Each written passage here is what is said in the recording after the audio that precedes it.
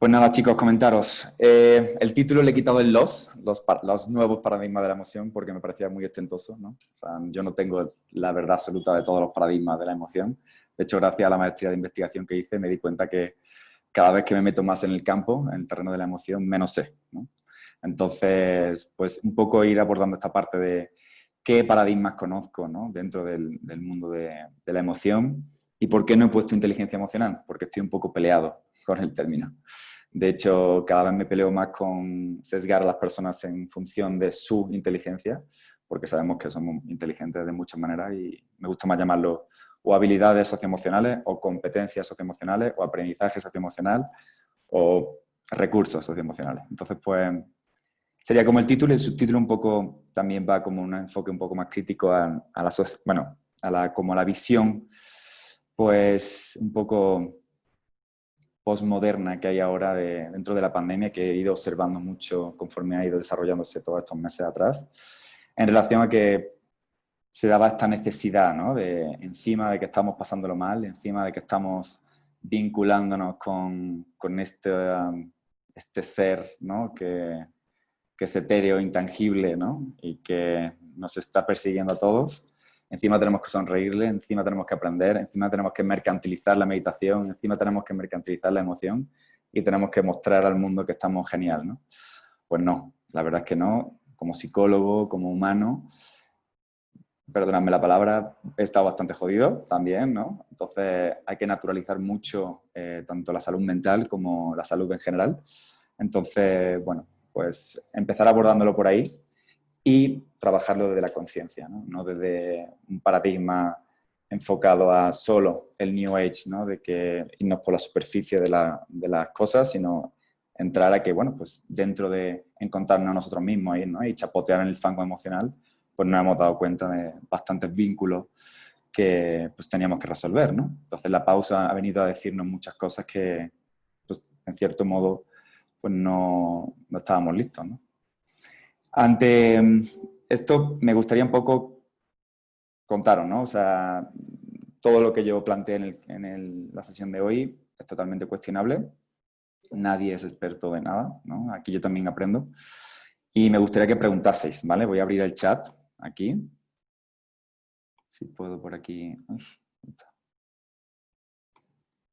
Voy a irle abriendo, ¿vale? Para que vayáis preguntando, porque voy a ir mandando varias preguntas al aire, ¿vale? Porque quiero que sea un poco más dinámico, ya os digo. Es mi primera... He recibido muchas webinars, pero es mi primer webinar que hago de este tipo, ¿no? Entonces, bueno. Un poco hablando de eso, ¿no? Del enfoque un poco postmodernista que hay ahora, ¿no? De toda esta onda, pues, como que tenemos como que intentar sonreírle a cualquier tipo de paradigma que llegue, ¿no? Pues un poco abordarlo desde el enfoque más científico posible y entender que, bueno, pues incluso dentro de este enfoque, por mucho que sea científico, es completamente discutible, ¿vale? Así que, bueno, irme preguntando cualquier cosa aquí en el chat, ¿vale? Y encantado de iros contestando, ¿vale? Contadme un poquito de vosotros. ¿Qué formación tenéis? Ya me habéis dicho algo un poco por encima, o de dónde venís, si venís de... ¿Hay alguien de España? Que creo que sí. Si queréis ponerlo en el chat, si me conocéis directamente, pues también ponedlo. Y también un poco qué esperáis recibir, ¿no? Del día de hoy, para yo también puntualizar algún dato concreto que queráis como llevaros de la sesión, ¿no? Si podéis hacer un vaciado así rápido y escribirlos, sería de gran ayuda para mí. A ver.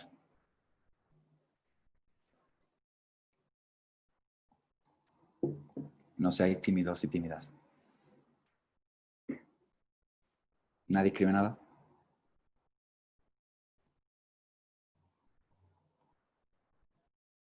¿Qué hace psicólogo? Estudiando en León, Guanajuato. Ah, Diego.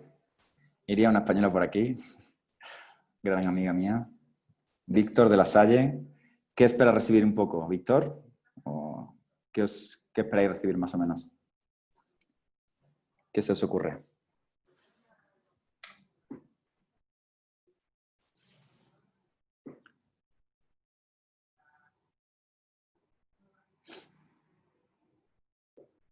Lilian, también te conozco. Ana Karen, bueno, Ciencias Políticas, la Universidad de Guanajuato. Encantado, Ari.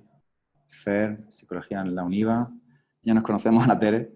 Yo espero que pueda haber tal vez un poco de debate y no quedarme con lo que siempre nos dicen, el de las emociones. Excelente, muy bien, Ana. De la Universidad de Guanajuato, Ingeniería Física. Soy de Guanajuato, qué bien, qué diversificado.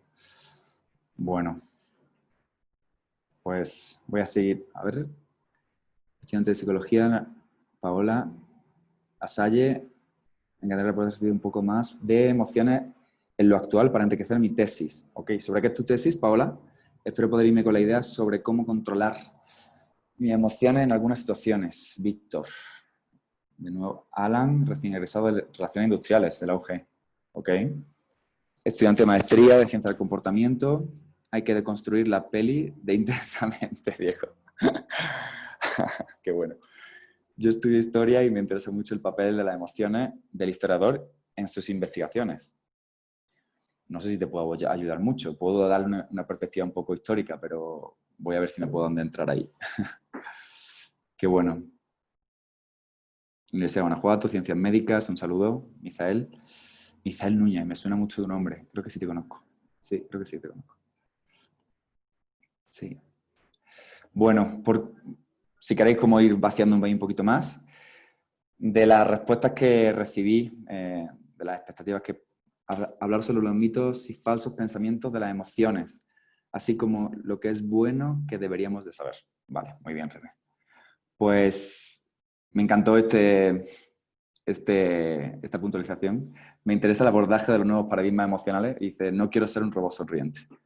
Pues que bueno, yo tampoco quiero ser un robot sonriente porque ahí fuera estamos constantemente sintiéndonos obligados, ¿no? a abordarlo encima con buena cara, ¿no? Todo lo que nos está pasando y lo que hemos transitado. Creo que ya va para, en España, casi 9 meses o 8 meses y aquí ya llevamos 7, ¿no? Muy bueno. Andrea, egresada de La Salle Bajío, ¿cómo manejar las emociones en niños en esta situación de pandemia?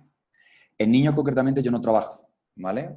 Tengo varias herramientas que te pueden servir. Trabajo a partir de adolescentes y con niños trabajo con familias a nivel clínico. Pero bueno, ahí si no, al final tienes mi mail y te puedo pasar con un material más concreto. Nos conocimos en la práctica de salud municipal. Ay, Amaire. Quizá por tu apellido a lo mejor te ubico. No me acuerdo. Aquí en León, ¿no? Salud municipal. Bueno, voy a seguir, ¿vale? Chicos, seguid vaciando si queréis y sigo leyendo. Majo, soy licenciada de Comercio Internacional. Genial, Majo. Vamos adelante, ¿vale? Y seguimos. Entonces, sí, los niños las emociones en pandemia. Genial. Súper ad hoc con todo lo que está pasando.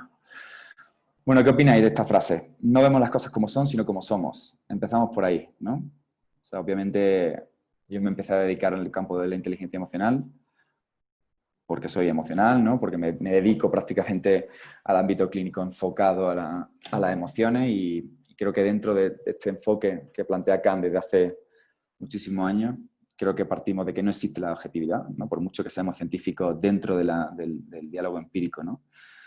Y pues en cierto modo no se puede abordar como tal. Yo por mucho que me he acercado al diálogo más científico o tanto en investigación, mi tesis es un ensayo clínico y en la práctica clínica igualmente, ¿no? Es abordo cognitivo-conductual, bueno, que es el enfoque que avala la OMS, para la gran mayoría de constructos o problemáticas emocionales.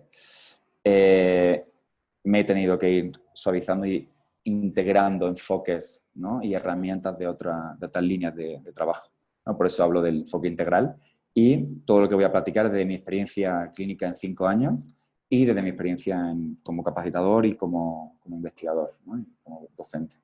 Entonces, bueno, tener total libertad de cuestionar y de preguntar lo que necesitéis, ¿vale? Aquí en el chat os voy leyendo. Me gustaría empezar, no sé si vamos un poquito como lentos, ¿no? Porque creo que es 1 hora y media o hay tiempo límite, chicos. Larry, Diego, No, en general no hay tiempo límite. ¿no? Promedio es de 1 hora y media, pero no es por límite, sino eso es lo que ha durado la mayoría Ok, hasta. perfecto. No sé si me oís todos bien, pero bueno, me gustaría que nos situemos un poco con el cuerpo completamente recto. Vamos a intentar calmar esa mente de chango, ¿vale? Por un segundo, antes de empezar como con toda la información, ¿vale? Vamos a intentar todos cerrar los ojos, ¿vale? Ponernos rectos en la silla, donde estés sentado. Si estás sentado en la cama, ponte un cojín en las pompas y que estés como completamente con la espalda recta, ¿vale? Las manos colócalas, si quieres una, por debajo de las costillas, como por debajo de las costillas o encima de las pantorrillas, ¿vale? Y intenta relajar por completo el cuerpo. Cierra los ojos y vamos a iniciar con 3 respiraciones profundas.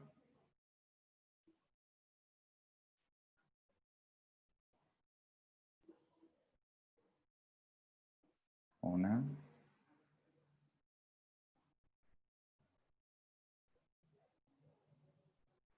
Intenta ver cómo se siente la respiración. Si puedes, ponte la mano debajo de las costillas para ver que sea respiración diafragmática e inflala como un globo. Inspira y expira.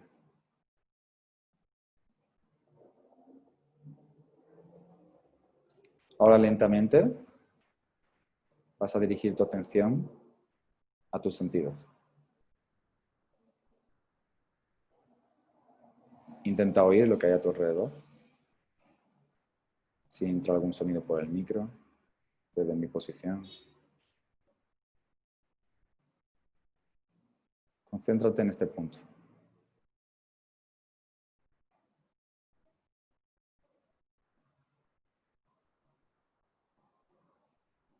Ahora dirígete al olfato.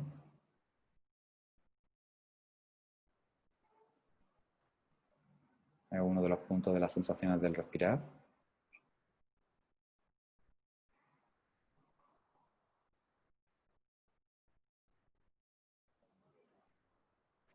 Ahora, lentamente, ve dirigiendo tu atención a las sensaciones físicas del respirar. ¿Dónde se mueve tu cuerpo? Es el estómago, el diafragma, el tórax, la garganta.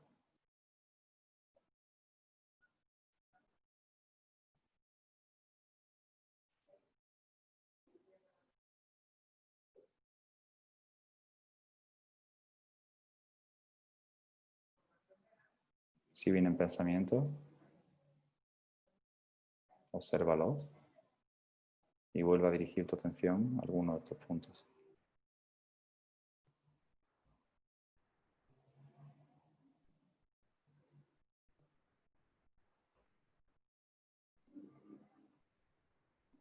Intenta hacer un escáner corporal, fisiológico, de las sensaciones que tienes en el cuerpo. Si te entra sueño, inspira.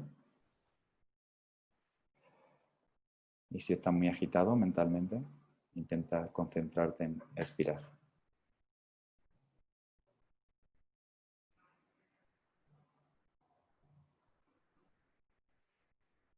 Ve checando músculo por músculo si hay alguna zona de tu cuerpo que esté tensa.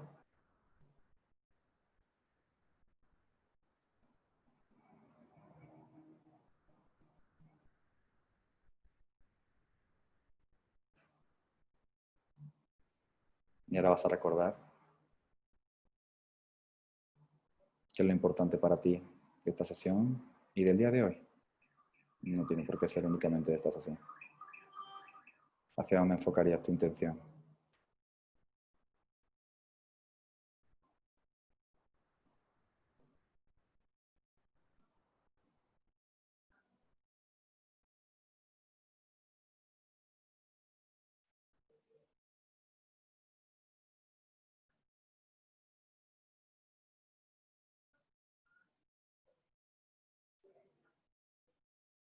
Y lentamente vamos a intentar hacer de nuevo 3 respiraciones profundas, como quieras, con la velocidad que necesites.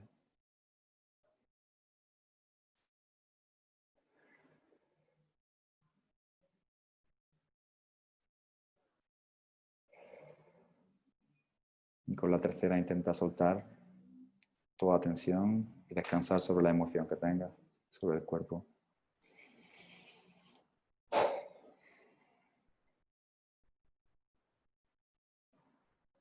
Cuando te sientas listo, lista, abre los ojos, estira el cuerpo, de nuevo, y volvemos a reconectar.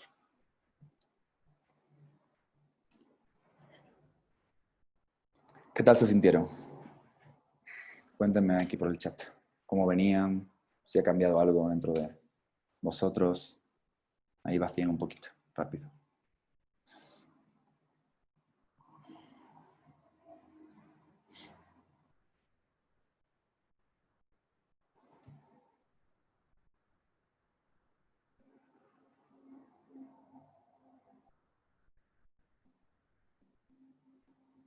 Larry te ayudó a despertar porque sigue un poco modorro desde hace rato.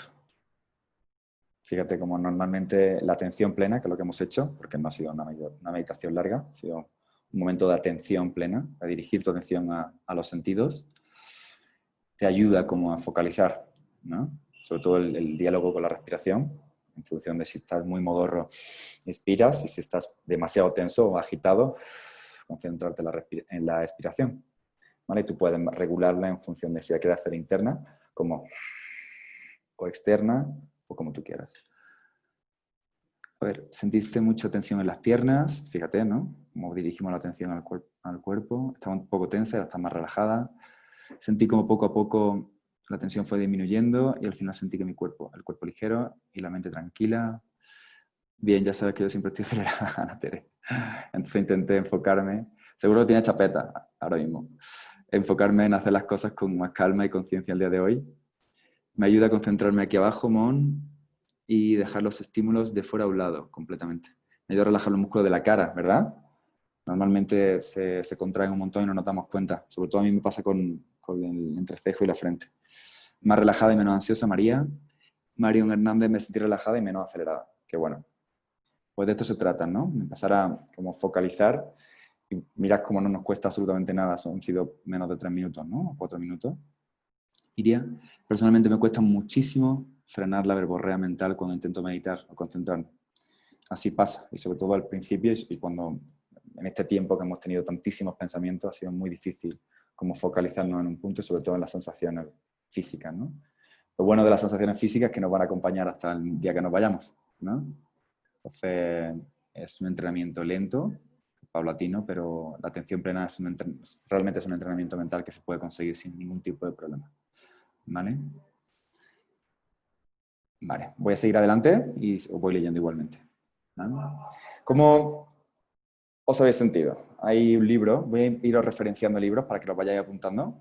Hay un libro para niños que me fascina, está en León, en la biblioteca de la Ibero, que se llama Déjame siento, y tiene este doble significado, ¿no? Entre déjame siento, de sentarme, ¿no? a parar, ¿no? Y déjame siento, déjame sentir, ¿no?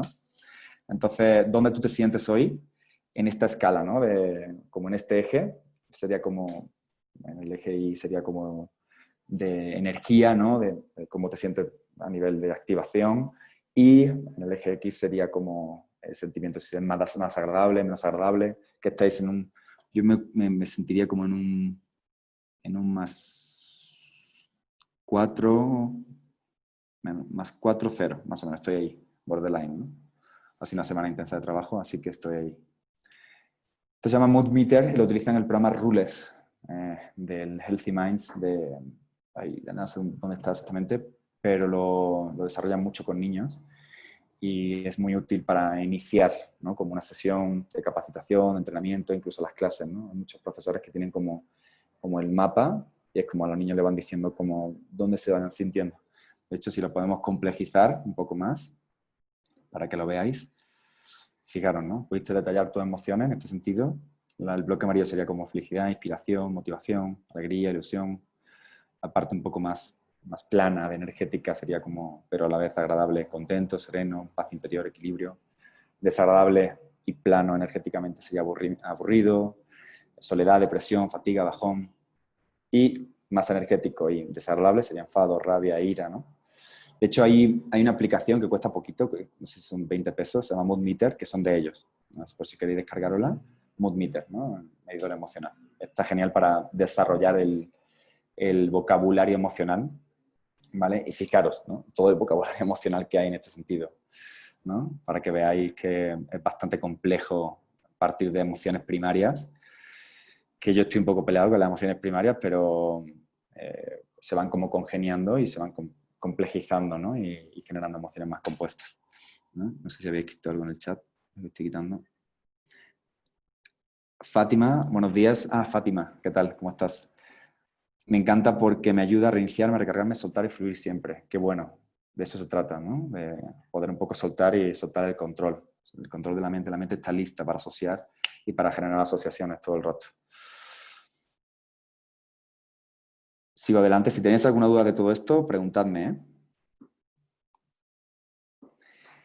¿Por qué la importancia de estas pausas? Lo que hemos hecho justo es esta parte de las pausas conscientes. Aquí a la izquierda pongo este oso, que forma parte de la asociación de Atentamente, para que soy colaborador, que está como un cuerpo de montaña, ¿no? Se le habla así para los niños, se utiliza con los niños y lo empezó a desarrollar Daniel Goleman, uno de los pioneros, uno de ellos, de la inteligencia emocional, de los primeros modelos primarios, ¿no? y clásicos de la inteligencia emocional. No sé si fue a Singapur o exactamente dónde fue, qué país de Asia, pero llegó de repente a las clases a ver cómo estaba la educación en esa área y se dio cuenta que al inicio de las clases llegaban los niños corriendo, imagínate, ¿no? Todo el alboroto, y tumbaban a los niños en el suelo y tenían como peluches, sus osos favoritos, ¿no? Se los ponían en la parte justo del diafragma, ¿no? Como la parte de debajo de las costillas. Colocaban su peluche favorito, que lo guardaban ahí como en la clase, y se tumbaban todo, como en un tapete así para iniciar la clase, y tenían que tirarse durante 5 minutos viendo cómo el oso subía y bajaba. Estamos hablando de niños de preescolar. Entonces es una forma increíble, ¿no? Y súper útil para, incluso si me habéis preguntado antes como herramientas con niños, pues para calmar, incluso para nosotros, ¿no? Podernos poner la mano y ver cómo conseguimos entrenar la respiración diafragmática, porque la respiración diafragmática no se puede acelerar. Es muy difícil acelerarla, ¿no? Si te pones la mano e intentas como hacerla rápida, es muy complejo hacerlo, ¿no? De hecho, creo que es prácticamente imposible. Pero si vamos subiendo la mano, aquí es mucho más sencillo acelerarnos, ¿no? Y sobre todo cuando subimos a la respiración superficial, ¿no? Que la respiración ansiosa, ¿vale? Justo la que está como en esta parte, ¿no? Como es una respiración que es muy rápida, pero no llega prácticamente oxígeno al cuerpo, ¿no? Por lo tanto, tenemos que intentar entrenar, ir bajando lentamente, por eso es un entrenamiento mental, la respiración a esta parte, ¿vale? Parece absurdo, a veces la respiración, mucha gente le cuesta mucho, pero es muy útil, ¿no? Y es muy útil entrenarlo desde que somos niños. Y este osito que veis aquí está en cuerpo de montaña, ¿no? Me encanta esa expresión porque justo forma como una montaña en la posición de meditar, o por lo menos de parar, ¿no? De poder sentar a un chico y decir, a ver, para, justo esta técnica, ¿no? Haz una pausa en tus actividades, son pausas conscientes, ¿no? Darte cuenta que a lo mejor te estás acelerando o que va a acabar una actividad y inicia otra, y dices, a ver, voy a hacer una pausa para ver cómo quiero iniciar la siguiente sesión, ¿no? A mí, en mi caso, la siguiente sesión, porque estoy teniendo ahora como entre sesiones micropausas, aunque sea para poder como resetear, ¿no? el trabajo que estoy haciendo a nivel clínico. Entonces, después de parar, atender un poco esta parte, ¿no? De tu estado mental, emocional, ¿no? Ver si te está gobernando. A mí no me gusta mucho la palabra control, pero te está gobernando, ¿no? Alguna emoción. Y esta parte un poco de observar cómo está tu cuerpo, ¿no? Físico, como habéis dado cuenta que estaba más tensa, la cara, la espalda. A mí personalmente me di cuenta mucho que se me contrae mucho la espalda, ¿no? Después la R sería recordar qué es lo importante para ti, como he preguntado, cuál es tu intención. No siempre hay que tener una intención, pero cuáles son tus metas en este caso. La siguiente A, para mí es muy importante porque es cuando se da el entrenamiento de la respiración, que es justo aplicar respiración hasta que lentamente te vayas relajando. Si te vas, observas qué pensamiento ha sido, observas, no reaccionas, es diferente, la mente reactiva que la mente observadora, y vuelves como puedes a algún punto de la respiración o algún punto de los sentidos, ¿vale? Hay gente que le sirve en momentos determinados tener las manos como en una posición, pues, de algún tipo pues, de vinculación, de meditación, porque suelen ser como puntos un poco más espirituales, pero incluso el tacto pues, puede servir para conectar de nuevo con tu cuerpo, ¿vale? Y cuando ya estés listo, regresar a la actividad que estabas haciendo. Entonces, estas son pausas que creo que a cualquier ser humano le servirían y la instauró Karanga, como tengo aquí puesto, que es la Asociación Mundial de Aprendizaje Socioemocional, ¿vale? De técnicas, de proyectos. Y por suerte, Atentamente, que es la única asociación mexicana que está dentro de este proyecto, es una de las pioneras de Karanga y tiene bastante representación a nivel mundial. Para que estemos también orgullosos, ¿no? de México en ese sentido, porque son muy pioneros, tienen programas con la SEP, son geniales en cuanto al fundamento científico, tienen como, bueno, asesores con neurocientíficos y con, bueno, pues, eminencia, ¿no? Del mundo de la emoción. ¿Vale? Pasamos. De lo que ya estamos hartos, ¿no? De ver noticias, angustia y ansiedad, consecuencia de la pandemia.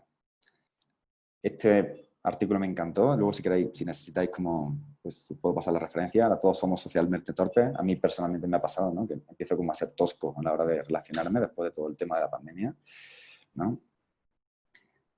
Por ejemplo, los efectos psicológicos de la pandemia, hemos hablado de estrés, de angustia, de depresión, justo enfocado a un enfoque más a un punto más sistémico en el que se abordan las familias pues con menos recursos y están gestionando obviamente mucho peor el estrés. Debido al confinamiento se están generando, incluso en función de todas las consecuencias que está habiendo, guías clínicas, esto de la Universidad de la Complutense de Madrid, guías clínicas para abordar todo el brote epidémico a nivel psicológico, las consecuencias psicológicas, incluso ya hay investigación, ¿no? Como una de las compañeras que ya está investigando en relación a las consecuencias. Para todos han sido prácticamente nuevas, ¿no? Entonces hay un montón de investigación al respecto y ya hay incluso universidades fuertes que han sacado ya artículos, ¿no? Son muchas preguntas estas, no hace falta que las respondamos todas, pero podéis ir respondiendo las que vosotros queráis, que se os ocurre, ¿vale? Pero sí me gustaría saber un poco cómo estamos en este sentido de informado y yo puedo moldear un poco. ¿Qué son las emociones, chicos? Y chicas, ¿qué son los sentimientos? ¿Qué es un estado emocional? ¿Qué es un trastorno emocional? ¿Qué es la inteligencia y qué es la inteligencia emocional? ¿No? ¿Qué se os ocurre? Si queréis ir vaciando también, que es contestar la pregunta que queráis, yo voy como respondiendo luego una por una.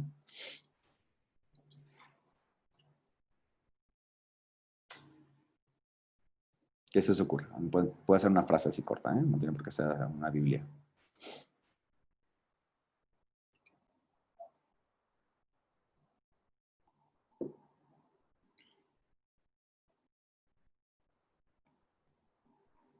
Creo que ya dormí. Si queréis, bueno, voy yo rápido, ¿vale? Y ahí vamos como complementándolo, ¿vale? Pues las emociones, pues son esas respuestas, ¿no? Que tenemos de manera, si se le ve desde la vista clásica, ¿no? Pues instantánea para reaccionar de manera útil, ¿no? Ante una situación del exterior, ante un estímulo del exterior, y suelen ser vistas como emociones o como reacciones primarias. Mira, ya hay respuestas ahí, ¿no? Del ser humano y que vienen dadas también por toda la evolución pues científica y biológica, ¿no? Los sentimientos, si pasamos de la emoción, que duran más o menos 30 segundos, que de repente se va, pero de repente la agarramos con el pensamiento, se convierte en un sentimiento, ¿vale? Se fusiona y dices, esta emoción es frustración. Ok, le pongo nombre, ¿no? Como hemos dicho antes con el mood meter, consigo ponerle nombre, ¿no? Y ya tiene una función, por decirlo así, dentro de mí, ¿no? Dentro del sentimiento. Cuando ese sentimiento se queda cierto tiempo dentro de mí, se convierte en un estado emocional. Cuando hablamos por ejemplo, de tristeza, ¿no? Que sería la emoción, cuando se convierte en un estado emocional que se mantiene un tiempo, estoy triste, ¿vale? Y cuando se convierte en un estado que, bueno, a lo mejor se puede convertir en un episodio, puede ser distimia, que es como un nivel un poquito más elevado, ¿no? Del estado de tristeza. Y ya si lo subimos a un trastorno que normalmente del espectro de emociones suelen ser pues, episodios que duran más de 6 meses dentro de nosotros, se puede convertir en un trastorno emocional, ¿vale? Sobre todo porque influye en nuestro día a día, ¿vale?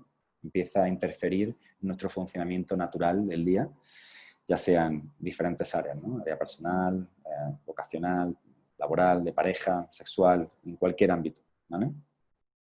La inteligencia, ¿no? Es un término que a mí me cuesta un poco también como digerir a veces, ¿no? Aquí abordáis, por ejemplo, la inteligencia, mira, habéis dicho Paulina Villegas, las emociones son reacciones físicas y mentales que padecemos y algunas veces expresamos. Genial, momentáneas y diferentes en cada ser humano. Qué bueno porque ahí hay mezclado las dos perspectivas, la clásica y la que voy a hablar ahora. La inteligencia para mí es la habilidad que tenemos para aplicar lo aprendido. Genial. Ligado a las emociones es poner atención al sentimiento o sentimientos que están presentes y trabajar sobre ellos. Dejarnos sentir, no inhibir. Que he visto que varias veces optamos por inhibir el sentimiento para mostrarnos serenos siempre y querer dar la imagen de que tenemos así el control de nuestras emociones. ¿Ok? Vale. Ahí hay como mucho material a sacar, pero sí, más o menos sería como esta parte, ¿no? De tu elección, ¿no? De si lo eliges o lo muestras, ¿no? Inteligencia emocional puede verse como, creo que me he saltado una. Acciones y reacciones que provoca un hecho, ¿eso qué sería? En concreto, la emoción. La inteligencia, eso ya lo he leído. La inteligencia emocional puede verse como un constructo creado para referirse a las capacidades que tenemos para reconocer nuestras emociones. Genial. Esa es una parte de la inteligencia emocional, o sea, que el reconocimiento emocional, pero sí forma parte de la inteligencia emocional como concepto. Nos ayuda a saber qué estamos sintiendo y nos ayuda a estar en control. Nos ayuda a regular. El control lo vamos a ir aplicando, ¿vale? Porque el control muchas veces la mente está constantemente en control de las situaciones, ¿no? Entonces a mí la palabra me choca un poco porque a veces parece que estamos regulando funcionalmente, pero es tu mente la que está controlando constantemente todo en vez de sentir la emoción, ¿vale? O regularla o vincularte con ella de una manera más funcional o más adaptativa, ¿vale? La inteligencia emocional pues, puede ser el saber expresar esta emoción adecuadamente. Exactamente, es la primera parte de la inteligencia emocional, que es la percepción y la expresión dentro del primer modelo clásico. Para mí las emociones, Iria, son reacciones contextuales y temporales que acompañan en complejidad a nuestras necesidades y evolución como humanos. Completamente de acuerdo, y de hecho este es el principio del enfoque constructivista de Elisa Feldman, que voy a hablar ahora, que rompe un poco con el paradigma clásico de la emoción, ¿vale? Pero muy, muy bien, Iria. Contextualizando, ¿no? Ya metiéndonos un poco más en el contexto, ¿vale? ¿Quién considera que tiene una buena inteligencia emocional? ¿Alguien podría decirlo? Alguien puede decir, yo tengo una buena inteligencia emocional por esto y esto y esto. O no la tengo, o me cuesta este elemento, o siento que me cuesta esta parte de la emoción, o me he dado cuenta que a lo mejor no me vinculo bien a veces, ¿no? Me fusiono con la emoción, me dejo llevar por ellas. A ver, voy a seguir poniendo aquí preguntas y contestáis la que queráis, ¿vale? ¿Quién considera, porque es como una especie de embudo este tipo de preguntas, ¿quién considera que tenía buena inteligencia emocional antes de la pandemia? ¿Quién Paola? Yo me percibo resiliente, que eso es bastante emocionalmente inteligente, pero no me atrevería a decir que soy inteligente emocionalmente, o a secas.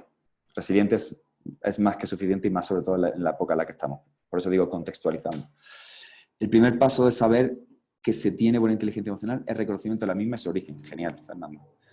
Tú, Cons, no dudo que no. Seguro que tienes buena inteligencia emocional, Cons. No, esa cara triste. Yo nunca, fin. Siento que tengo buena inteligencia emocional, pero a veces siento que no es solo controlarte con los demás. Ok. Claro, es una parte de eso, de hecho.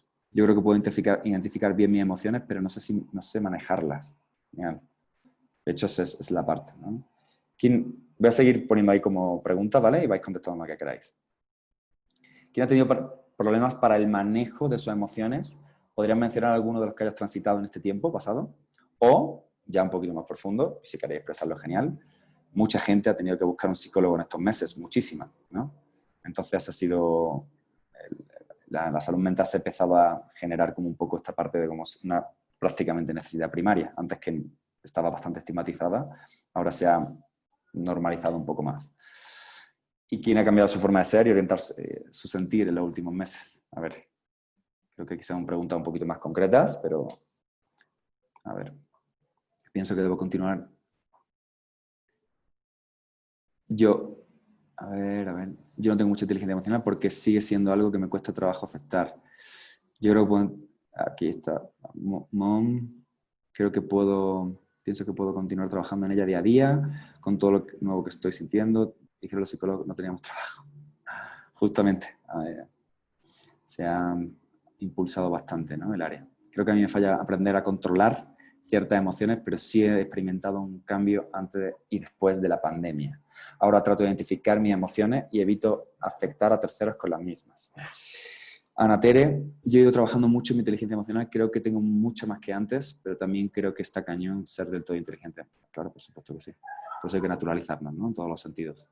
Siento que la pandemia me ayudó a poner un alto y a ver hacia adentro completamente, Lilia.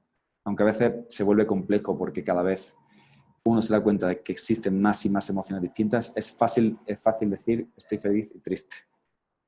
Más fácil. Sí, de hecho sí. Conforme más consciente eres, es más fácil etiquetar.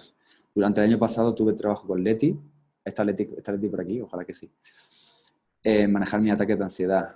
Durante mucho me fue muy bien, pero justo los últimos meses he vuelto a caer en no saber manejarlo. Se me va un poco con las manos. A ti, a mí y a cualquier persona, ¿eh? Hay que naturalizar mucho el volver atrás, el tener regresiones. Aquí no hay avance y desavance, ¿no? O sea, es simplemente trabajar mucho el ahora y no estar como pensando en lo que pudo ser, lo que debería estar haciendo, esta parte un poco de la demanda constante, ¿no? Yo empecé con terapia antes de cuarentena y no me imagino cómo hubiera sido si no estuviera en terapia en estos momentos. Completamente de acuerdo. De hecho, me ha ayudado mucho a manejar y controlar mis emociones. Es una gran ayuda. Veo que muchos mencionáis la palabra control, ¿no? Dentro del enfoque de inteligencia emocional. Me gustaría un poco abordarlo, ¿vale? Os voy a plantearlo ahora, pero sigo un poco con las preguntas. ¿Son peligrosas? Esta la voy respondiendo yo. ¿Son peligrosas o negativas algunas emociones? Depende, ¿no? Depende de la intensidad. Si enfadados tenemos que estar, tristes tenemos que estar, alegres también, incluso frustrados, normal, lógico, nos da cierta información.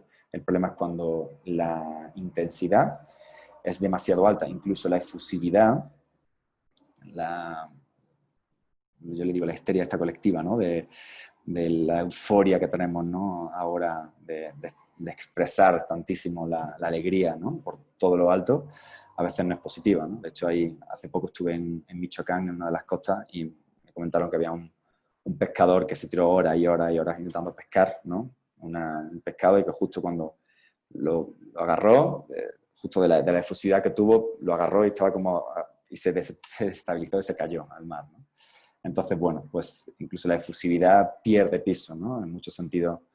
Es un ejemplo burdo, pero también tiene mucho que ver, ¿no? Mucha gente está adicta a estar en un proceso maníaco, ¿no? De que necesita estar estimulado constantemente por esa alegría, ¿no?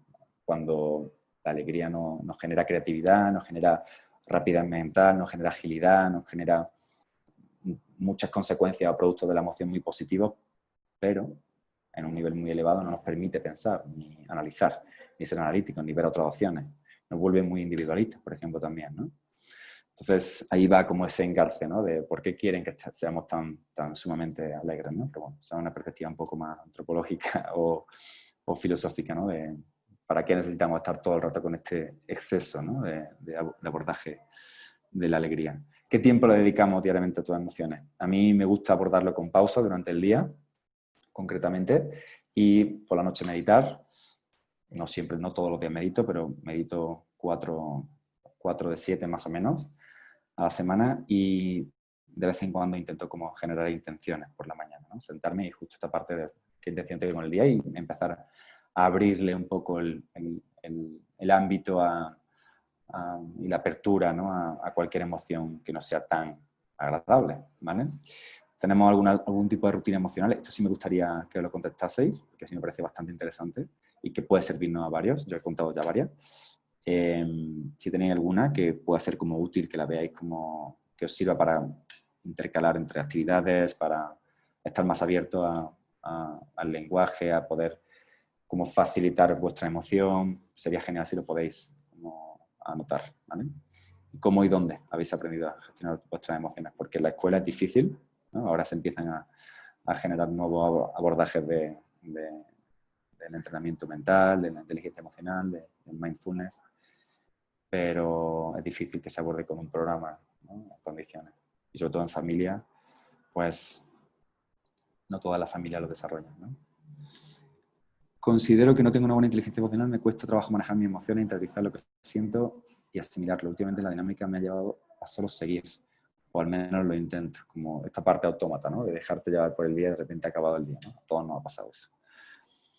Entonces la situación sería la mesura con la que tenemos los sentimientos. Se trata de que seas consciente de los sentimientos que tienes. El enfado que tú tengas, estás enfadado, ¿no? O sea, si estás enojado, si estás frustrado, te está dando una función, te está dando una información, esa emoción. ¿Por qué negarlas? ¿Por qué controlarlas? ¿No? Por eso la palabra control a mí me genera como distorsión. Prefiero modular o regular o gestionar, ¿no? En vez de estar controlando. Porque controlar es como si, no puedo estar enojado, ¿no? No puedo estar triste.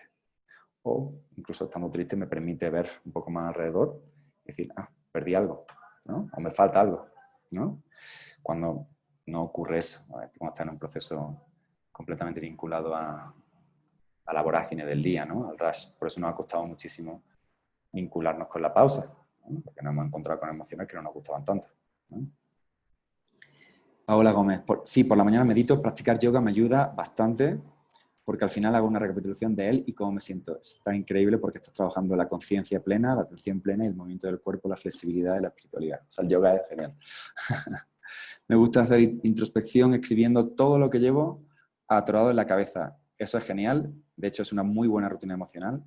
Yo le llamo retrospectiva porque desde la retrospectiva conseguimos observar sin vincularnos. ¿A qué me refiero? No estamos constantemente reaccionando a los estímulos, ¿no? Sino simplemente enunciando. Hoy me pasó esto, este hecho, este evento, pensé esto, sentí esto, hice esto, ¿vale? Para que puedas puntualizar cómo reaccionas ante diferentes eventos. Me parece genial. De hecho, esa introspección muchas veces nos vamos ahí nos soltamos, ¿no? Y muchas veces debería haber hecho esto, y por qué no hice esto, y es que está mal esto, ¿no? Y ahí soltamos, ¿no? Está bien que nos desahogamos, que hagamos vaciado, una catarsis. Y también, en vez de pero, y también es importante que nos enunciemos, ¿vale? Creo que mi rutina emocional es dejar de lado todo por un rato y salir con mis perros. Genial. Técnica de distracción, activación conductual, está perfecto. Hay momentos en los que la intensidad está tan alta. Por ejemplo, el trastorno límite de la personalidad, que es uno de los trastornos para mí más retadores que he tenido que vivir en este proceso. Cuando es demasiada la intensidad y el malestar emocional, en ese momento no podemos acceder a un diálogo intrapsíquico, ni tampoco podemos acceder a un momento de calma física y calma mental. Entonces es mejor activar conductualmente, cambiar el lugar, cambiar el espacio, cambiar el espacio, la situación, la postura y la actividad, ¿vale? En ese momento. Y poder generar una actividad diferente. Lo que pasa, cuando estamos hablando de una intensidad súper elevada, ¿no? Sobre todo estamos hablando de trastornos, ¿vale? Pero creo que aquí todos los que estamos más o menos podemos regular desde la calma física primero, después la calma mental, y después que estemos ya desde la calma física mental, podremos generar nuevos diálogos. Pero no en ese momento cuando estamos como súper agitados o súper tristes, ¿no? En distímicos o incluso depresivos, todas las asociaciones que hagamos van a estar relacionadas a la emoción muy elevada o muy intensa, ¿no? O muy desagradable, o demasiado agradable, ¿vale? Para que sepáis que se va a pegar y vamos a asociar tanto con la emoción del momento como con nuestra estructura del pasado, ¿vale? Creo que, Ari, creo que mi rutina emocional es dejar de lado todo por un rato y salir con mi... Ay, perdón, ya lo he leído eso. No tengo una rutina como tal, pero cuando estoy muy tensa, tengo mucha carga, salgo a caminar por el jardín, después de un rato estoy más tranquila. Hay una meditación que se llama King Hin, que te descalzas en el jardín, por ejemplo, puede servirte, y vas súper lento, como apoyando un pie detrás de otro, y vas a ver cómo funcionan los pensamientos en este sentido, porque en el momento que viene un pensamiento te desestabiliza. Y conforme más fuerte sea la vinculación emocional, más te desestabiliza. Se llama King Him. Pues René, lo que no conoce genera miedo y la primera acción que buscas es querer controlarla. Y el controlarla genera muchas más veces la incapacidad de aceptarla y es contraproducente. De hecho, el miedo tiene esta posibilidad de, con un nivel moderado, de vincularte con la situación y poder reaccionar, como justo esta diapositiva que tenemos aquí enfrente, que la emoción que puede estar sintiendo la gacelilla, el Bambi, no sé qué sea en este caso, pues obviamente es miedo, ¿no? Y con un cierto nivel de miedo lo que generamos es una reacción primaria, que es salimos rápido, apropiada, ¿no? Adaptativa, como aquí decimos, ¿no? Uno de los primeros Ledoux fue como uno de los pioneros, ¿no? del enfoque clásico, hablando un poco de estas reacciones rápidas, ¿no? Y que nos permiten reaccionar completamente adaptativas, ¿no? Y funcionalmente. En este caso, pues obviamente salió corriendo por el miedo que tenía y normalmente las emociones desde este enfoque clásico abordan que aparecen en nosotros en una media de 30 segundos. Ya cuando se convierte en sentimiento, en estado emocional, en episodio, pues ya lo mantenemos todo el tiempo que nuestra mente quiera, ¿no? Aquí, bueno, un poquito de humor, ¿vale? Y nada, la reacción que estaba teniendo obviamente pues es el miedo, ¿vale? Miedo al COVID, ha sido creo un miedo bastante generalizado entre todos. Aquí vienen como ciertas funciones de las emociones básicas del enfoque clásico, miedo ante situaciones que percibimos como amenazantes, tristeza ante la pérdida, la sorpresa, la alegría, al conseguir una meta, ¿no? O situaciones que refuerzan tu autovalía y tu orgullo. El asco, por ejemplo, nos ha ayudado a sobrevivir durante mucho tiempo, ¿no? Está muy vinculado con el olfato. El percibir comida como que está en malas condiciones, por ejemplo.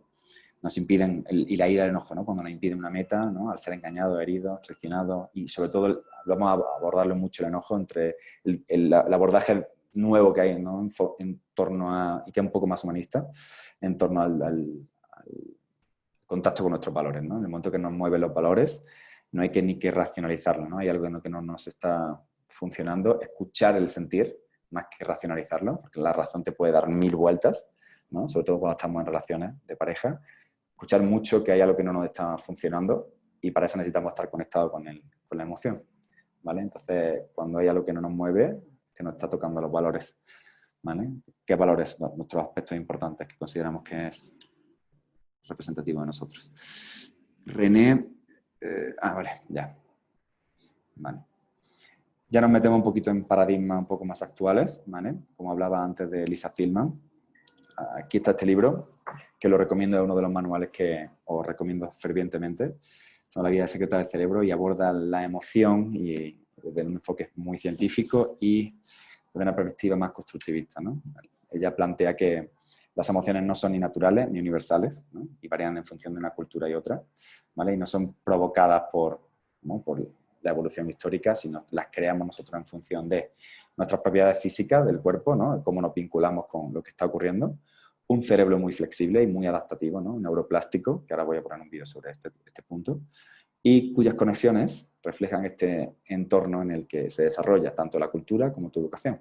Entonces son muchos los elementos que engloban a la creación de una emoción. No solo es, de repente apareció en mí porque soy humano y es una evolución histórica y al chango... ¿Buena? Bueno. ¿Te activo un micro o queréis decir algo? ¿No? Bueno, pues, ¿sí? Bueno. De hecho creo que me sonó a tu voz, Ana. Un poco esto, ¿no?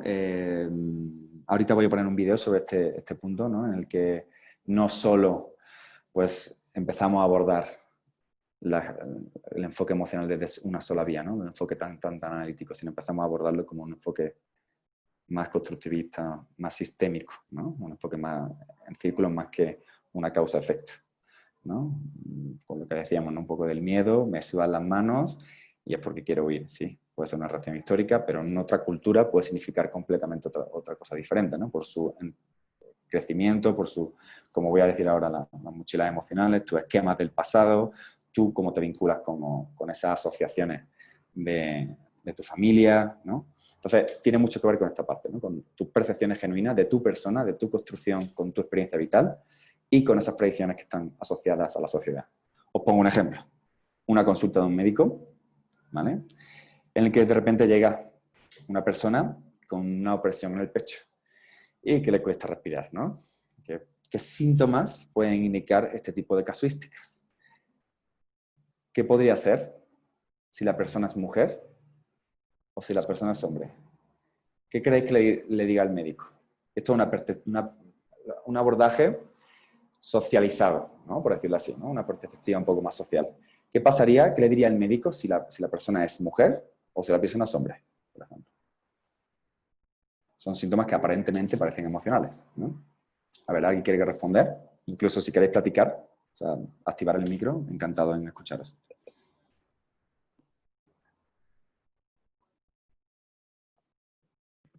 Pues igual creo que es más fácil que a un hombre le pueda decir como que podría ser a lo mejor una cuestión de un infarto, una cosa así, ¿no? Por ahí. Y a una mujer siento que sería más fácil irse por la parte de, pues probablemente es un ataque de ansiedad. O Justo, ¿no? siento que Fíjate que le has dado en el clavo, Ana. Y de hecho justo es uno de los ejemplos que pone al principio, ¿no? De Lisa Feldman, de este punto, ¿no? De la perspectiva de las predicciones que hacemos constantemente asociadas a la sociedad, ¿no? Claro, vete a casa, mujer, ¿no? Porque tienes un ataque de ansiedad, y si un hombre no, vete a checar porque pues, puede ser que tengas un infarto de miocardio, ¿no? Los hombres no pueden tener ansiedad, ¿no? Los hombres son fuertes. Por este dato hay estudios en los que en Estados Unidos las mujeres por encima de 65 años tienen más predilección a fallecer por un infarto de miocardio, porque este tipo de casuísticas son perspectivas sociales, ¿no? Y culturales. Entonces se le manda a casa cuando a lo mejor tiene un problema, pues, de un infarto de miocardio o algo un poco incluso más severo a nivel del corazón, ¿no? Socialmente está más normalizado que el hombre no puede padecer síntomas del lado emocional. Tiene relación con antaño, que se asociaba en la histeria con las mujeres. De hecho, se habla mucho de que los hombres que están más conectados con su lado supuestamente femenino, ¿no? Tienen un abordaje emocional mucho más constructivista, ¿no? Y más desarrollado. Femenino, ¿no? Entre comillas, porque no debería ser femenino, ¿no? ¿Vale? Lo digo un poco para que abordemos esto con comillas completamente. ¿Vale? Hay que naturalizar mucho, vulnerarnos, escuchar, ¿no? El síntoma de meternos en la debilidad e ir a chapotear, ¿no? Con la debilidad. Como hombres, como mujeres, como seas de la condición que seas, ¿no? Tiene relación con antaño, que se asociaba a la histeria de las mujeres, completamente, ¿no? ¿Vale? De hecho, focalicémonos de nuevo en esta maraña de complejidad, ¿no? O sea, cómo todo esto va a estar solo relacionado por una sola vía. Obviamente está construido socialmente.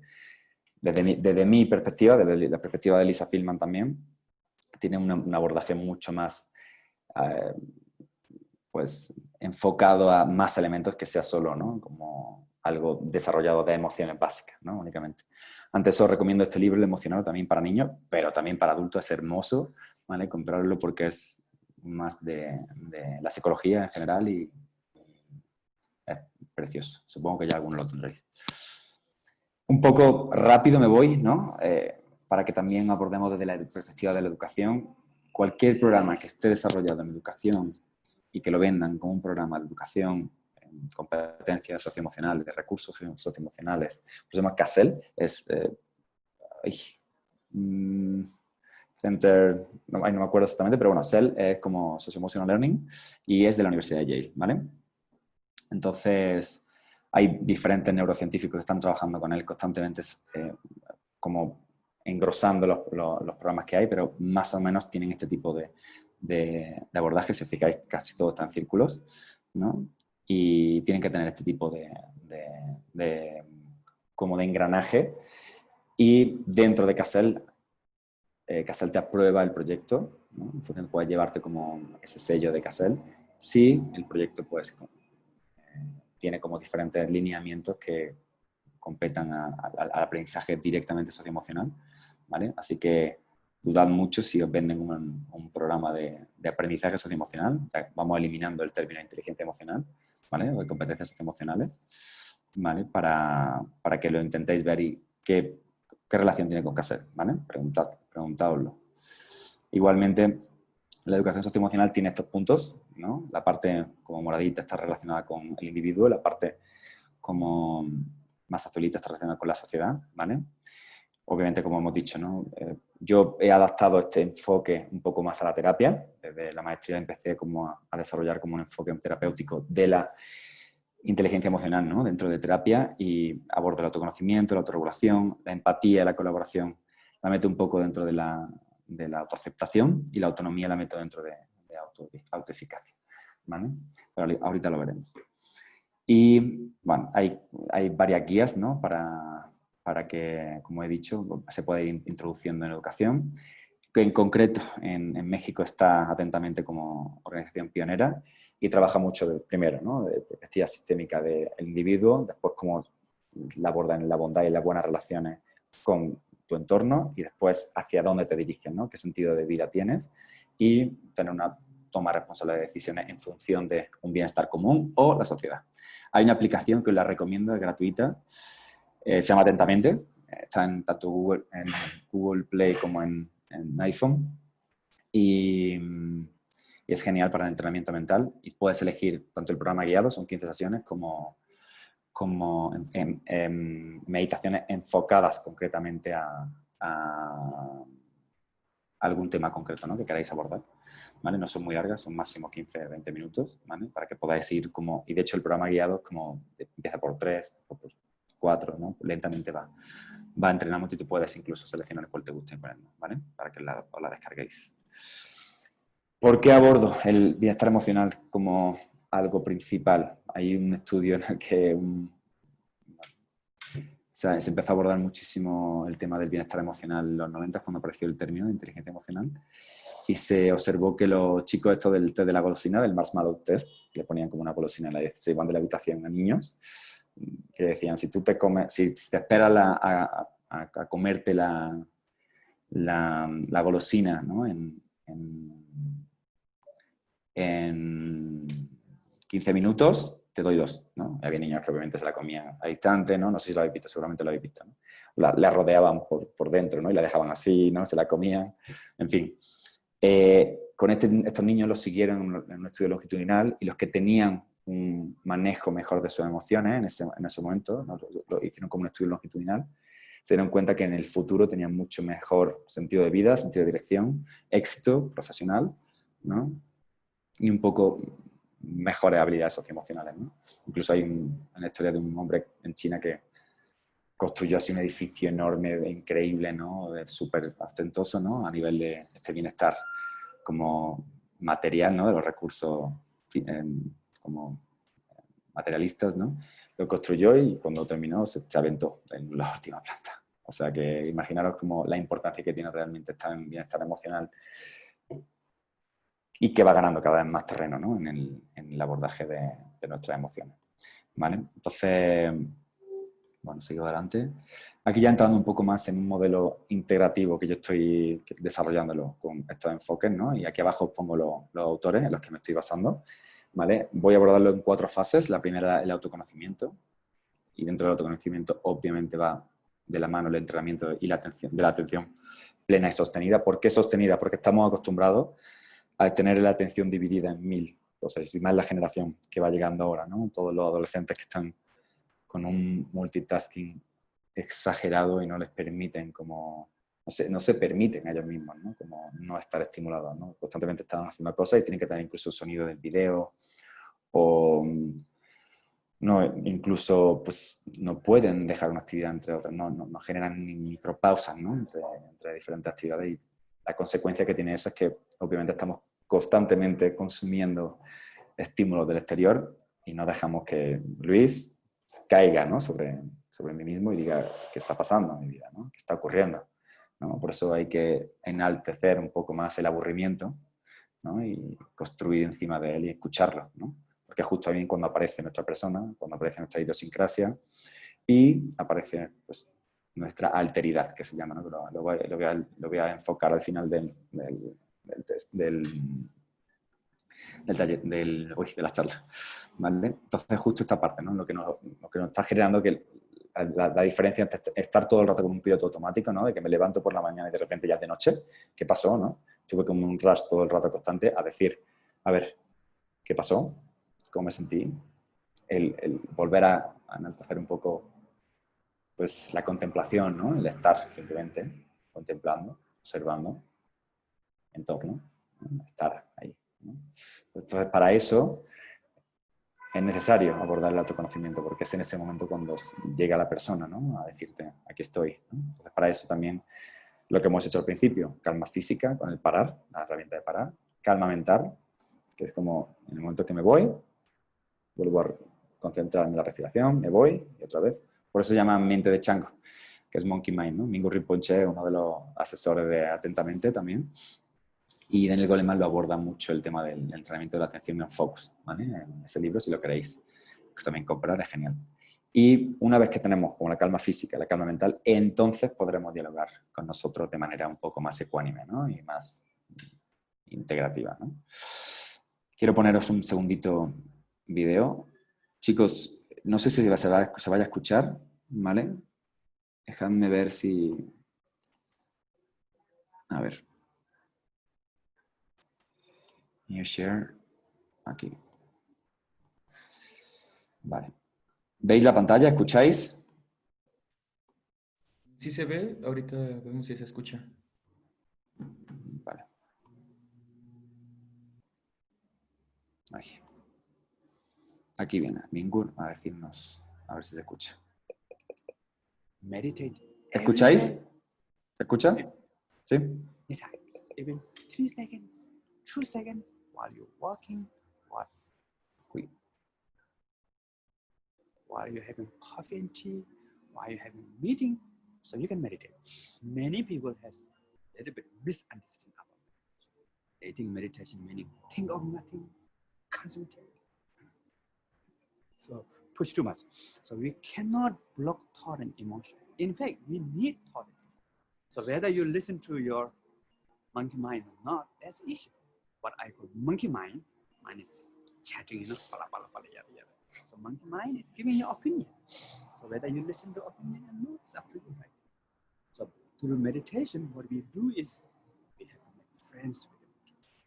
How to make friends? Just giving banana doesn't work. So right method is you need to give job to monkey.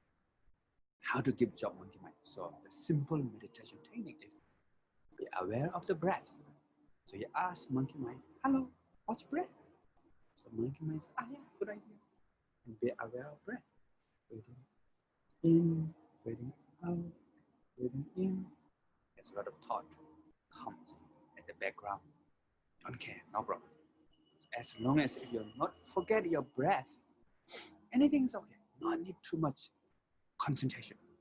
Just simply be aware. Even 2 breath, 1 breath.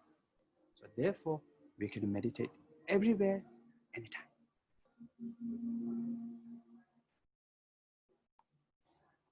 ¿Qué tal os ha parecido? Está genial, ¿verdad? Pues es eso, ¿no? Como un poco hacerte, como antes nos decía un poco Iria, ¿no? De que nos cuesta mucho a veces, ¿no? Y nos ponemos como muy severos con nosotros mismos en cuanto a cuando tenemos todos esos pensamientos como, ok, estoy de nuevo en este estado, estoy muy agitado. Uy.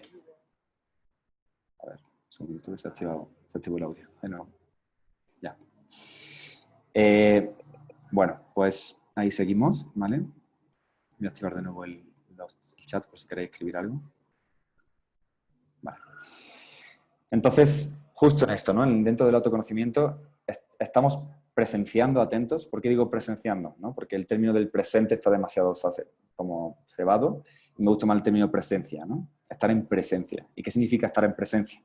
¿No? Pues se trata un poco de escuchar atentamente, ¿no? Realmente estar atendiendo, ¿no? A la persona que está hablando, atendiendo directamente, sostenidamente a la persona, observando tus impulsos para interrumpir, juzgarlo, planear lo que va a decir, empezar a elaborar constantemente, que nos pasa a todos eso, y intentar no seguir esos impulsos y regresar tu atención a la persona que está hablando. Incluso en esos momentos podemos trabajar con la respiración para de nuevo focalizarnos o en un gesto de su cara, en algún elemento de su cuerpo, en su ropa, para volver a concentrarnos en ellos. Igual el habla atenta, ¿vale? Desde tu experiencia, ser breve y preciso sobre el tema, amable, asertivo. Ambos están relacionados con la asertividad y con la empatía, ¿vale? Pero forma parte del entrenamiento de la atención, muy importante. Pasamos a la segunda parte, que sería la autoaceptación, que un poco está vinculado con qué rutinas, ¿no? Justo tenemos para trabajar la bondad, ¿no? Tus valores, ¿cuáles son tus valores? ¿No? Muchas veces le pregunto, en las primeras sesiones siempre abordo como ¿cuál es tu valor? ¿No? Porque es algo que siempre te va a acompañar y que te hace siempre tomar tierra, ¿no? ¿Cuáles son mis valores y que me ata a mi persona, ¿no? O sea, los roles siempre están moviéndose, ¿no? Y de hecho muchas veces nos levantamos por la mañana y nos subimos al rol constantemente. Como nada, trabajo, ¿no? Venga, todo el día y de repente acaba el día. O no estudio por el deber, ¿no? O el tengo que, todo esto un poco, ¿no? Que ha estado detrás de nosotros estos últimos meses, ¿no? Es que tengo que va a pasar, que va a ocurrir, el tener que controlar todo lo que nos rodea en vez de estar, ¿no? En presente y poder observar lo que nos rodea y observarnos a nosotros, ¿no? Por eso esa rutina de cultivo de la bondad hacia nosotros mismos y las buenas relaciones. ¿A qué me refiero con esto? Me refiero con un término que me gusta mucho, que es apoyo social inteligente. Es un poco ostentoso, no me gusta tampoco como es el titulito, pero me gusta el significado que tiene porque es como apoyarte de personas que simplemente te acompañan en momentos determinados y que acompañen a tu emoción, ¿vale? Que no genera un exceso de energía y simplemente nos dirigen hacia estar, ¿no? Muchas veces necesitamos simplemente llorar porque relaja nuestro sistema nervioso y simplemente eso, ¿no? Entonces, eso abordándolo un poco desde la empatía, obviamente, ¿no? Porque estar dentro de la rutina de cultivo de la bondad. ¿Y cómo podríamos abordar esta empatía? Es como, ¿qué puede estar sintiendo la otra persona? ¿No? ¿Qué puede estar transitando en función de lo que es la otra persona, en función de su historia, en función de su engranaje social, cultural? Y qué pensamientos puede estar teniendo, ¿no? En función de su persona, no de nuestra percepción, ¿vale? Obviamente vamos a sesgar la información que tenemos enfrente, ¿no? Pero intentar acercarnos lo máximo posible a su situación, ¿vale? Entonces, bueno, dentro de la autoaceptación hay un término que a mí me gusta mucho de las terapias contextuales de aceptación-compromiso, que habla de la aceptación radical, ¿no? Porque el malestar es necesario, y tenemos que empezar a ponerle el nombre, ¿no? Nombre y apellido. El malestar es necesario, hay ciertos malestares que son necesarios porque nos ayudan a aprender sobre cómo nos vinculamos nosotros en ese malestar, ¿no? Entonces, en este punto es como cómo yo me vinculo con la emoción, ¿no? Cómo yo, una vez que la percibo y la reconozco, cómo me fusiono con ella o cómo intento defusionarme, ¿no? Despegármela para decir, yo soy esta emoción, ¿no? ¿A quién le corresponde? Y es cuando empieza el mecanismo de resistencia y control. Me resisto a aceptar lo que está ocurriendo a mi alrededor, ¿no? Y ahí es cuando empieza a generarse la ansiedad, ¿no? Recordemos que la ansiedad es un mecanismo de evitación experimental, ¿no? De experiencial y experimental de cualquier tipo de emoción y que normalmente tiene que ver con una asociación del pasado, ¿vale? Y una construcción histórica de lo que tú has visto en tu familia, de lo que tú has recibido a nivel, que ahora lo vamos a ver, de tus mochilas emocionales, de tu historia cultural, social y la vinculación que tenemos con perder el control, ¿no? Cuando a lo mejor necesitamos un poco ese malestar, ¿no? De descontrolarnos para saber que, ok, si estoy aquí con esta situación, a lo mejor no pasa nada, ¿no? Me puedo empezar a vincular lentamente con el malestar y necesito vincularme con el malestar también. Hay varias herramientas, que es la gafa de la empatía, para trabajar la autoaceptación y la aceptación de otros, que es justo, ¿no? Poner los lentes de una persona con la que ya hayamos tenido un conflicto y ver qué podía estar transitando esa persona en ese momento para reaccionar, ¿no? Con nosotros de la manera como confrontativa que ocurrió. ¿No se escucha nada? ¿Me escucháis todo? Sí, yo te escucho claramente. ¿Sí? Ok, vale. Anabel no, dice que no escucha. Otra herramienta es al igual que yo, ¿no? Esa persona que tengo delante, al igual que yo, tiene las mismas necesidades, ¿no? Quizás no las mismas exactamente, pero se merece tener las mismas necesidades que yo y por ello voy a hacer todo lo posible por intentar escucharlas, ¿vale? Y las acciones cómplices, ¿no? Justo esto ocurre mucho en los equipos de trabajo, ¿no? En función de que quizás sin tu acción, aunque sea mínima, ¿no? De cualquier vía, quizás a lo mejor no se estaría dando el trabajo, ¿no? Muchas veces como centralizamos, ¿no? E individualizamos mucho de que yo es que hice gran parte del trabajo, ¿no? Hice todo lo que, el 80%, ¿no? De lo que me propusieron. Pero esto tiene mucho que ver con decir, ok, inclusive, ¿no? Siendo la persona que es, con la que me confronto, quizás sin su acción, quizás no se hubiese dado gran parte del funcionamiento, ¿no? de la clase, del grupo, del equipo. Por eso volvemos un poco a romper el pensamiento analítico y crear un poco un pensamiento más sistémico y más enfocado en círculo, ¿vale? ¿Por qué compasión subjetiva? No es sesgada. Porque siempre como clínicos, aquí ya va un poco más dirigido a los clínicos, siempre estamos sesgando, ¿vale? La situación y siempre tenemos que saber que nosotros, cuando entramos a un proceso, qué estamos trayendo al terreno de juego, ¿no? Al tablero, ¿no? Es muy importante saber que obviamente sesgamos la información, pero intentar sesgarlo lo menos posible y saber que en ese momento tus emociones también forman parte del proceso, ¿no? Por eso no existe la objetividad, ¿vale? Es importante ser compasivo, pero cuidado con la empatía clínica porque muchas veces reflejamos lo que está sintiendo la otra persona y acabamos siendo como no del todo funcionales a nivel clínico, ¿vale? ¿Dudas hasta aquí? ¿Alguien que quiere consultar algo? Voy a seguir, ¿vale? Porque creo que me estoy retrasando un montón, ¿vale? Un poco acercándome a las terapias contextuales y al enfoque de terapia de esquema, me gusta mucho el abordaje que tiene Jeffrey Young, que aquí, bueno, está uno de sus libros, que es Reinventa tu vida. Yo lo tengo también, pues si queréis os lo puedo pasar, que aborda estos esquemas que se formaron en el pasado, ¿no? Basados en necesidades emocionales insatisfechas y cómo se manifiestan en un modo adulto, en un diálogo adulto, pero la necesidad es la misma, ¿vale? Entonces yo le llamo mochilas emocionales porque le he adaptado un poquito, ¿vale? Porque es un poco más fácil de entender, ¿no? El cómo vincularnos con este tipo de huellas, ¿no? ¿Y cuáles son estas huellas? Una de ellas es el aprendizaje vital, tu experiencia y huellas vitales. Otro es la genética, los factores biológicos, obviamente tenemos que tenerlo en cuenta, como el enfoque clásico de la inteligencia emocional propone. Los patrones de interrelación y el apego aprendido, los patrones familiares, ¿no? Esos patrones famosos que nos fastidian todas las relaciones en muchos casos, ¿no? Los rasgos de tu persona, rasgos en cuanto a una construcción de creencias, de pensamientos que se van gestando, que están en constante movimiento, que no son únicos e inamovibles. Es que tú eres así, sí, eres así hoy, pero por supuesto que puedes cambiar, ¿no? Para que no nos centralicemos siempre de, no, es que yo soy así, no. Obviamente estamos en constante movimiento y gracias a estar en constante movimiento estamos aprendiendo, ¿no? De todo lo que nos rodea y empapándonos de este procesamiento. Y el contexto. Esto es algo muy importante que siempre se nos olvida y más ahora ha tenido un peso fuertísimo el contexto social, cultural, económico y generacional. Generacional lo digo mucho porque el enfoque con los padres siempre nos cuesta mucho y obviamente no es igual abordar nuestro lenguaje, nuestra forma de vincularnos con nuestra vida, nuestra forma de pensar, que la que tienen nuestros antecesores, ¿no? Para saber también ahí ser muy compasivo, ¿vale? A ver, Paulina Villegas dice, yo siempre he querido meditar, mi mamá de hecho es maestra de yoga, pero siento que mi concentración es malísima. Me gustó saber que no tiene que ser algo muy elaborado, para nada. La meditación, ahora lo vamos a ver, puedes hacer mindful moments caminando, comiendo, duchándote, hay gente que se ducha a oscuras para poder sentir el cuerpo, tocar, ¿no? Estar ahí presente por el malestar tan fuerte que tiene, ¿no? O la agitación tan fuerte que tiene. Nos metemos en mindfulness justo, ¿no? Hablando de este tema.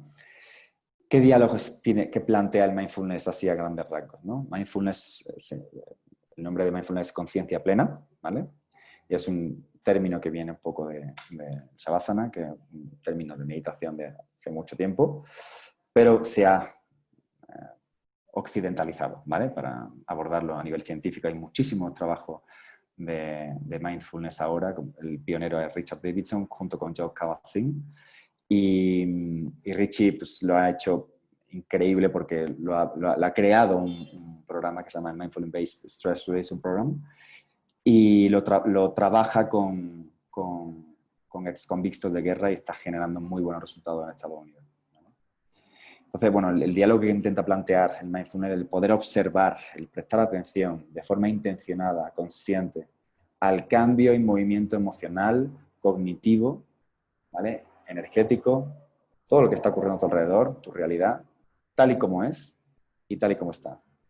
En el momento presente, ahora, sin juzgarla, sin juicio, sin apego, sin evaluarla, sin demandas, esto tiene que ser así, deberías, ¿no? Tengo que, ¿no? Y sin rechazo, ¿no?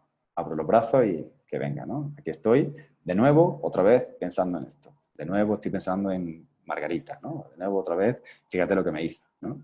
Entonces, intentar no reaccionar e intentar como trabajar mucho la observación, no todo el rato reaccionar ante lo que ocurre a tu alrededor. Por eso hablo mucho de la mente de principiante y este término de psicología que se aborda en la depresión, que es desesperanza, pero en meditación se aborda como el no estar esperando siempre o generar expectativas de la meditación. No hay que generar ningún tipo de expectativas, simplemente descansar sobre lo que está ocurriendo a tu alrededor y o sea, tener como este punto ecuánime de decir, estoy en constante movimiento, ¿vale? Obviamente voy a estar a veces con vinculación negativa, con a veces vinculación positiva, pero bueno, me percibo como una frecuencia de radio, ¿no? Con diferentes elementos, diferentes áreas y con esta fluctuación constante, ¿vale? Igual, si tenéis dudas, preguntarlas, o si no, ya nos esperamos hasta el final y ahí hacemos un poco de debate. La tercera fase es como la autoeficacia, ¿vale? Un poco ya con más manejo. Ya una vez que ya hemos trabajado, me conozco, ¿no? Acepto lo que está ocurriendo, Lo integro, perdón, lo tolero, lo acepto y ahora lo integro. ¿Cómo lo integro? Mediante la claridad mental, ¿no? Trabajando mucho tus creencias, tu estilo de apego, ¿no? Esos esquemas del pasado, los patrones familiares, esas mochilas emocionales y abordándolo desde un enfoque sistémico. ¿Por qué sistémico? Porque a nivel sistémico abordamos de esas interacciones que engloban y que me rodean. No solo es, es que estoy ansioso porque ayer me dijo Margarita esto, ¿no? Fíjate, ¿no? Ya que ya estoy como todo el rato únicamente, no, están pasando muchas cosas más en tu cuerpo, están pasando muchas cosas más en tu contexto, están pasando muchísimas más cosas a nivel de tu historia y tu relación que tienes con ese evento con Margarita, ¿vale? Entonces, romper un poco con esta perspectiva clásica y lineal del causa-efecto, es que esto es por esto, ¿no? Y de A a B, ¿no? Y entonces pongo todas las herramientas para llegar a B, y si falla B, es como, no, es que yo soy el error. No. Son muchos los elementos que están afectando para intentar trabajar mucho, o sea, un poco más enfocado al sistema más que a lo lineal o lo analítico, ¿vale? Y aquí, como decía, el trabajo de los valores en contra de un poco de los roles, ¿no? De que intentar ver qué espacio al día tengo para trabajar la intención, la voluntad y esta parte encarnada, ¿no? De esto que me mueve, ¿no? Que está como metido dentro de mí, que dice, me está dirigiendo hacia un camino y a veces no le pongo nombre, ¿no? El ser más perceptivo en ese sentido y poder ver cómo engarza con el sentir-pienso. Que esta parte que decía Melanie Klein un poco también, enfocando a, pues obviamente no vamos a estar siempre en el sentir ni en el pensar, pero sí hay un momento en el que, pues, el ello, el super yo y el yo de repente generan como un clic, ¿no? Yo no soy muy psicoanalítico, lo siento mucho, pero me gusta mucho también abordarlo como una perspectiva filosófica y como cierta herramienta en terapia, ¿no? Ante el MEROP es una herramienta que lo aborda mucho el MIT y nos sirve para planificar conscientemente nuestros días. La M sería como hacia dónde me dirijo, o sea, qué meta tengo a nivel emocional, a nivel vocacional, a nivel personal, lo que sea. La R sería como cuál podría ser el mejor resultado y también como qué recursos tengo para obtener ese resultado. La O serían los obstáculos y la P será qué planificación voy a hacer, ¿no? Que muchas veces cuando elaboramos como este abordaje de la autoeficacia nos cuesta mucho ser conscientes y abordarlo de una planificación ordenada, ¿vale? Ya nos metemos en el último punto, que es la autorregulación, y me gusta mucho el abordaje de la ecuanimidad, ¿no? ¿Qué es la ecuanimidad? Un poco esta parte en la que yo constantemente me veo en un término de medio, ¿no? En el que yo intento estar como aceptando la realidad tal cual es, ¿no? E intentando sentirme fluctuando constantemente y en cambio, ¿vale? Porque así no nos hacemos adictos a tengo que estar feliz, porque eso no va a ocurrir, eso no es real, ¿no? Y abordándolo desde la ecuanimidad es como, ¿qué mecanismo de resiliencia tengo? ¿Qué voy a hacer? ¿Qué me ha servido antes? ¿Qué no me ha servido? ¿No? ¿Cómo lo abordan mis familiares? ¿Cómo lo aborda mi contexto? ¿Vale? Son muchos los elementos. Ahora vamos a ver cómo aborda James Gross la regulación emocional desde los episodios emocionales, ¿vale? Y estas distorsiones cognitivas. No sé si os suenan a los psicólogos, supongo que sí. Mis alumnos también lo hemos abordado en algunos casos. Son esas serpientes cognitivas que nos envuelven, y esos trenes de pensamiento que hacen que se vayan engarzando, ¿no? Que ahora lo voy a explicar con el episodio emocional. Los contratos socioemocionales, hacia dónde me dirijo, ¿no? ¿Con qué me comprometo? ¿Cómo me quiero sentir? ¿Qué es lo importante para mí? Preguntarte mucho eso y poderlo aterrizar en un contrato, ¿no? Contigo mismo y ver que eso, pues, sobre todo con adolescentes sirve muchísimo y, bueno, yo lo hago normalmente como a nivel de objetivos mensuales, ¿no? Un poco hacia dónde me dirijo, ¿no? Personalmente, a nivel emocional, a nivel, pues, de toda mi área, ¿no? Intentar cómo abordarlo, de cómo me quiero sentir y con qué micro compromiso me vinculo, ¿no? ¿Para qué? Para observar que también va a venir la ansiedad, ¿vale? Y el mecanismo de control, ¿no? Vamos a estar constantemente queriendo controlarlo todo y eso nos va a provocar mayor ansiedad en vez de tener como la anterior parte de aceptar, ¿no? ¿Vale?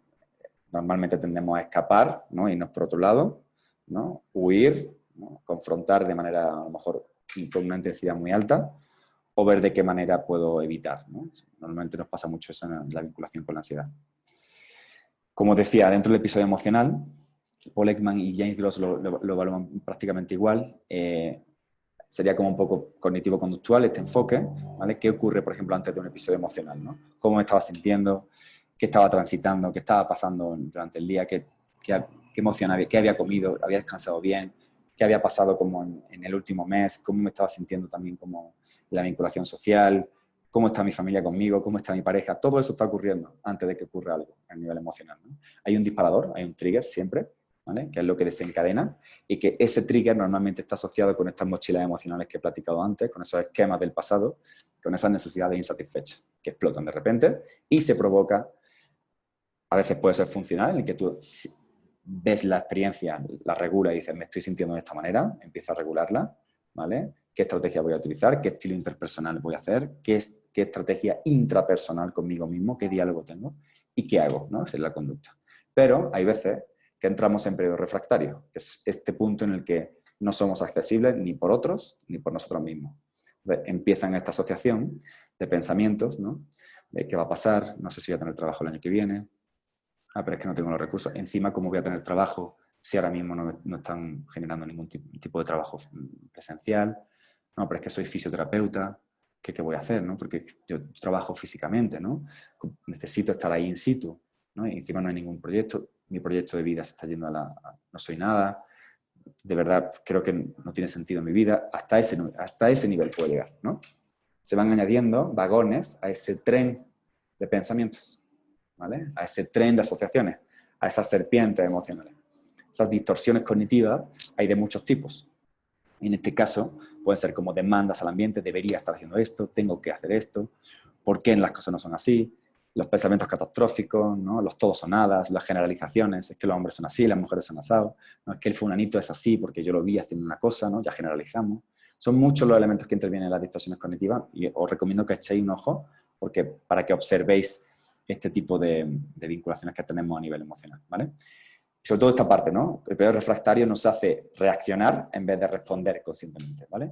Entonces, en función de cómo nos sintamos, las consecuencias que tengamos, los rewards también que obtengamos de ese episodio, se vuelve a producir ese episodio emocional. Se vuelve de manera funcional a veces o disfuncional otras veces, ¿vale? No sé si habéis escrito algo en el chat. No, creo que no. Y bueno, ya finalizando un poco hilando con lo que planteaba al principio, este filósofo a mí me fascina todo cómo lo aborda esta como perspectiva postmodernista, ¿no? En la que todo el mundo ahora tiene que estar constantemente teniendo rendimiento en absolutamente toda su área de su vida, ¿no? Y parece que ahora uno se explota a sí mismo y cree que se está realizando, ¿no? Esta parte de la multitarea, de tener que estar en mil cosas, de sentirte y ver que eres emprendedor, que eres aparte cocina y aparte estás meditando y aparte tienes novia y aparte tienes un perro y lo le sube y todo es perfecto tu vida, ¿no? Como, ok, bueno, ¿y tú? ¿Y tú qué, no? Entonces, ese exceso de estímulos, ¿no? De información, de exterior, de impulso, de autoexigencia, esta autoexplotación genera que nos acabamos convirtiendo en máquinas, ¿no? En robots que repiten y repiten y repiten y nos acercamos a la igualdad. Entonces no nos convertimos en alguien diferente. Parecemos que nos estamos haciendo diferentes, pero no somos. Entonces este concepto de alteridad me gusta mucho porque la alteridad, por ejemplo, la tiene la naturaleza, ¿no? Siempre la ha tenido, ¿no? Y es contraria completamente al narcisismo de esta parte postmodernista, ¿no? De yo tengo mi forma y mi religión y mi forma de ver las cosas y es mi modus operandi, ¿sí? Bueno, a veces funciona, a veces no tanto, ¿no? Y a veces hasta qué punto está dictado por la sociedad y hasta qué punto no está dictado por la sociedad o lo has elegido tú, ¿no? Entonces, bueno, esto es una perspectiva un poco más filosófica, pero os recomiendo, si gusta la filosofía, meteros de lleno en Chulhan porque es apasionante.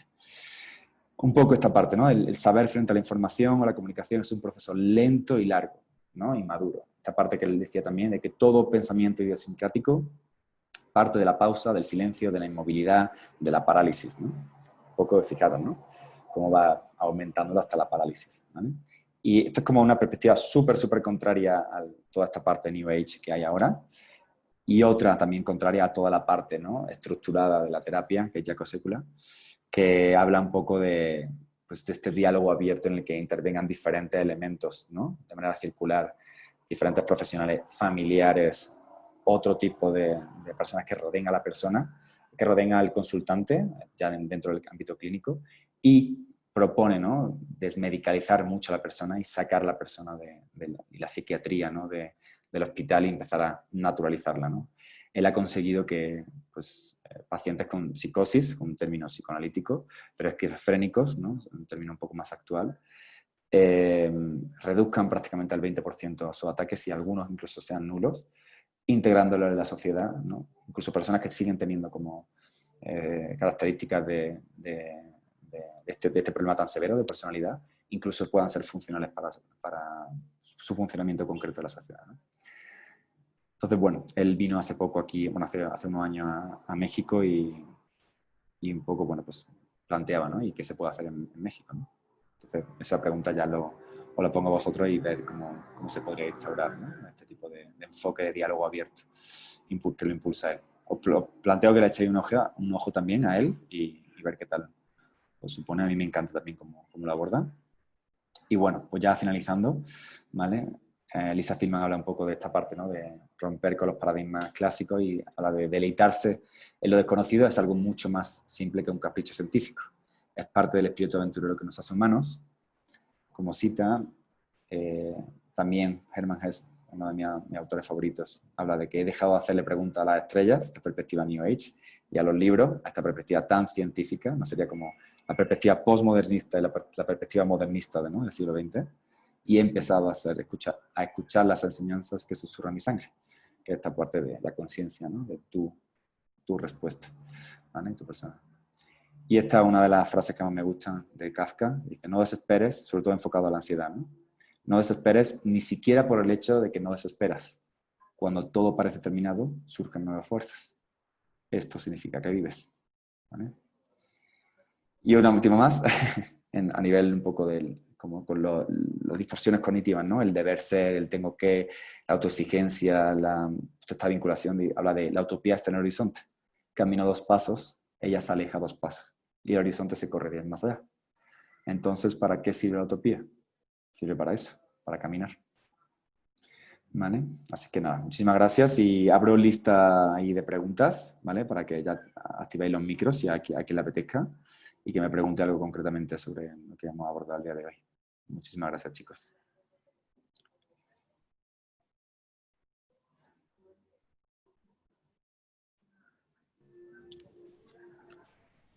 ¿Ahí me escucho? ¿Ahora sí, o todavía no? Sí. Ah, qué bueno. Bueno, Luis, muchas gracias por la plática tan informativa que nos regalas el día de hoy. Abrimos el espacio justamente para las preguntas. En caso de que alguien quiera abrir el micrófono, podemos levantar también la mano o soltarla de golpe o de igual forma incorporarla al chat si les da penita hablar. De mi parte, tengo a lo mejor me regreso un poco a lo que abordabas al principio de estos nuevos paradigmas que plantea Lisa Feldman. Sí. Cuando hablamos de estos paradigmas de las emociones como un constructo que no es universal, nos olvidamos entonces de esta concepción clásica de que la emoción es una respuesta innata y automática del individuo. Ella habla un poco de que hay partes, ¿no?, que o sea, como parcialmente están vinculadas a las emociones primarias, pero no se puede perder de vista la perspectiva constructivista. Entonces sí es cierto que confrontan, pero a veces pueden engarzar. O sea, por eso es muy ambigua. A mí me gusta mucho porque naturaliza mucho el enfoque de la emoción sin tener que ser algo estructurado como es que la emoción primaria es esto, ¿no? Y viene dirigida hacia el enfoque biológico. O sea, lo aborda, pero la genera desde una perspectiva más constructivista en la que la complementa, ¿vale? De hecho, si te fijas, bueno, tengo aquí varios videos, no sé si queréis, pero al rato pueda ver, supongo que estaréis cansados, pero traía varios videos enfocando a lo que ella aborda, ¿no? Del diálogo que tiene en cuanto a la vez complementa con su enfoque lo que ya existe. No lo rechaza, ¿vale?, pero lo complementa. Ok. Vale, gracias. Ana Tere tiene una pregunta y después, si me permiten, yo tengo otra. Si gustas activar tu micrófono con toda confianza, Ana Tere. Sí, muchas gracias. Hola, Luis. Muy buenas. Yo no logro como comprender del todo la parte en la que hablabas un poco de la empatía clínica Sí. y mencionabas otro concepto antes, no lo recuerdo muy bien. Pero mi pregunta es aquí, ¿cómo puede uno, porque siento que es un límite como muy, muy delgado, ¿no? El poder ser empático, a lo mejor sin involucrarme de más. Entonces... Mira, hablamos de la compasión subjetiva y sesgada, ¿no? Versus la empatía. Ajá, ándale, eso me lo... Entonces, se trata un poco de que tú seas consciente de cómo entras a esa sesión, porque obviamente estás proyectando gran parte de tu persona en la sesión, no existe la objetividad. hecho, conforme yo más me he querido acercar al diálogo cognitivo-conductual, más me he tenido que relajar, porque es demasiado estructurado en muchos casos, ¿no? Entonces tienes que trabajarlo mucho desde esta perspectiva de decir, sé que yo estoy sesgando la información, obviamente, ¿no? Entonces, en ese sentido, saber poner límite hasta qué punto pues tú puedes trabajar tu conciencia, ¿no? De decir, ok, yo sé que estoy trayendo este problema porque soy humano, porque me están pasando cosas, porque me están ocurriendo cosas a mi alrededor, ¿no? Para saber hasta qué punto, hasta qué límite puedo abordarlo en la clínica, ¿no? Entonces, esto es muy importante y lo abordan también como en DBT, lo trabajan muchísimo, y en el abordaje de trastorno límite de la personalidad tienes que tener todavía muchísimo más cuidado con lo que tú estás proyectando en la sesión, ¿no? Entonces es eso, sobre todo el trabajo de la conciencia, ¿no? De darte cuenta que traes tú el día de hoy, ¿no? Como clínico. Porque no es cierto eso de, no es que los psicólogos no nos convertimos en otra persona, ¿no? Cuando llegamos a sesión. No, eres la misma persona y obviamente estás proyectando cosas en la sesión, como es lógico, ¿no? Porque eres humano. Sí, claro. Entonces, creo que también podría entrar en la parte de tanto de la autoaceptación, pero como el autoconocimiento, ¿no? Porque también fue Claro, un poco lo que me brincó ahí. claro, por supuesto. Pero es la diferencia entre compasión y empatía, ¿no? Eso va dentro de la autoaceptación, ¿no? ¿Vale? Pero sí, obviamente, claro, es un paso más, ¿no? Se supone que ya has trabajado la parte del autoconocimiento, ¿no? Por eso es el punto 2, porque es un modelo jerarquizado, ¿no? Para llegar al punto 4 necesitamos abordar el punto 1, ¿vale? Ya, claro. Muchas gracias. De nada, querida. Eh, ¿Preguntas por ahí? Ah, Barry. bueno, la que sigue es en nombre de más de una persona Sí. sobre la autoexigencia, cuál es el mecanismo y cómo podría manejarse la autoexigencia en, pues sí, secas. Pues sobre todo qué vinculación tienes tú con la exigencia, ¿no? O sea, ¿qué necesitas de la autoexigencia? ¿Hasta qué punto puede ser un modus operandi o hasta qué punto te está gobernando y te está generando otro tipo de emociones? Por eso es muy importante trabajar esta parte primera de cómo me estoy sintiendo, qué nombre le pongo, cómo lo expreso, cómo me vinculo con esa emoción, cómo me fusiono con esa emoción, cómo consigo defusionarla para decir, a ver, ¿de dónde viene esta autoexigencia? ¿Tiene que ver con mis mochilas emocionales?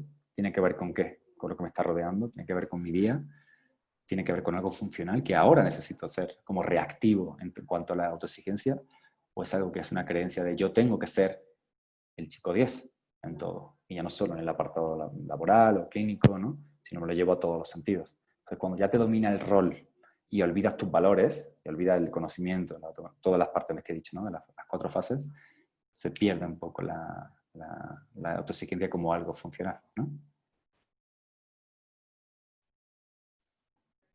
No sé si contesté. Bueno, es que me escribieron para preguntar esto, entonces no sé si... Ajá, por mensaje, a ti te escribieron. Ajá, sí, sí.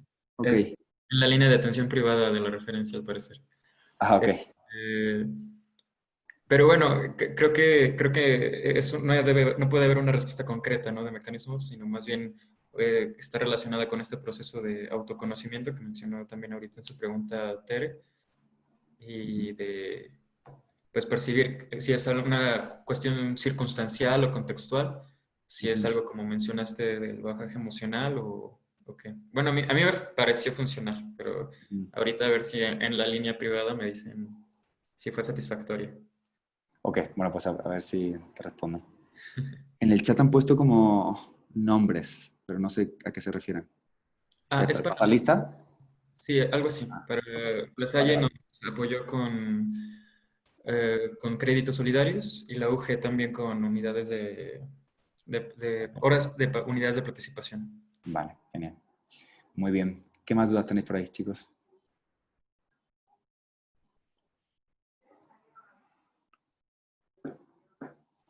¿Nada más?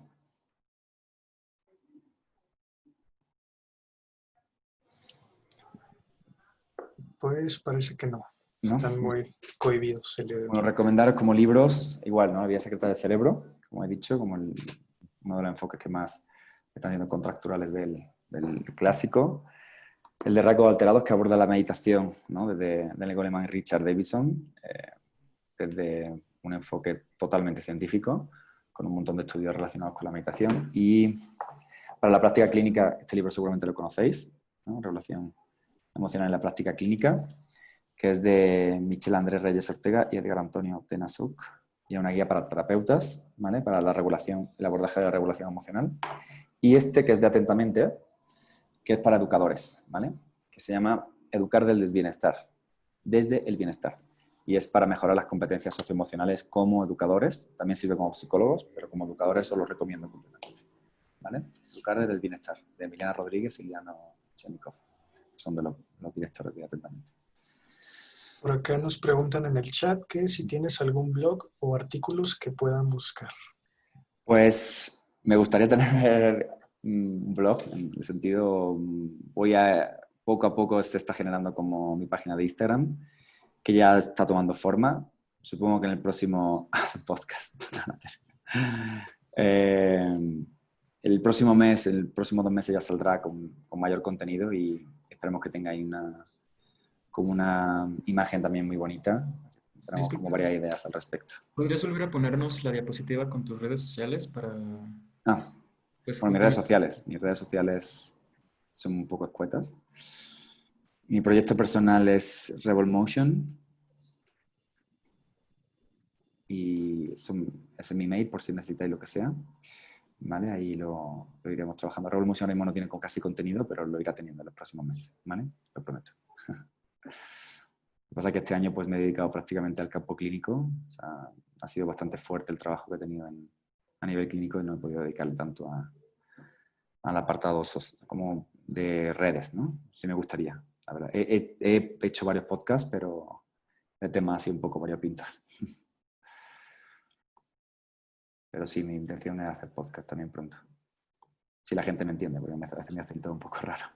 Listo, ya te seguimos también acá. Super, genial. Pues muy bien, chicos. Muchísimas Sí, gracias a si todos. no hay más comentarios, agradecerte nuevamente, Luis. No, a ti. Y mira, aquí ya hay gente que viene por parte de tu Instagram. Nos Sí, pueden vemos. seguir a nosotros también en Instagram o Facebook, @la referencia. Y Publicidad subliminal. sí, Claro que sí. hay como detallito debajo de la mesa. Sí. Muchas gracias, tenemos tus contactos y ojalá te hayas sentido cómodo trabajando con nosotros. Claro que sí. Y aparte, enhorabuena por el proyecto. Sé que está creciendo mucho en Guanajuato. Y en todo lo que pueda apoyar, ya sabéis que estoy aquí a un telefonazo, ¿vale? Con Diego, con Gracias. Larry, no sé si alguien más forma parte